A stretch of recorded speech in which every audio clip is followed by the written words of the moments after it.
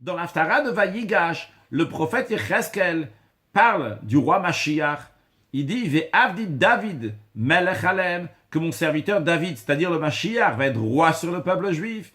Et une autre expression juste après, il dit David avdi nasi laem leolam, que mon serviteur David va être un nasi, qui est traduit par un prince. En tous les cas, on a deux expressions, melech, roi, et nasi, prince. Alors, que veut dire ces deux expressions de roi et de nasi, prince?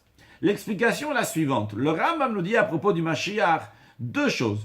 Une première chose, qu'il va être celui qui va renforcer le peuple juif pour étudier la Torah et les mitzvot, faire les guerres de Dieu, construire le temple, rassembler les exilés du peuple juif. Ça, c'est le rôle d'un roi. Mais il y a une deuxième qualité dans le Mashiach. Son enseignement, vu qu'il sera un très grand sage, encore plus que la sagesse du roi Salomon, il va enseigner la Torah au peuple juif. Et à son époque, tout le monde va être très intelligent et connaître des choses qui sont très profondes.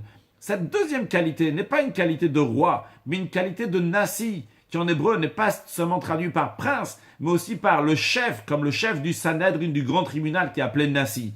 Et c'est la raison pour laquelle que le prophète Yecheskel appelle le roi Mashiach aussi bien roi par rapport à la facette qui va s'occuper du peuple juif, mais aussi il est appelé un nasi en tant que chef, comme le chef du Sanhedrin, du grand tribunal, par rapport à l'enseignement de la Torah qui va donner au monde, que Dieu fasse, que ce soit très prochainement avec la venue de Mashiach now.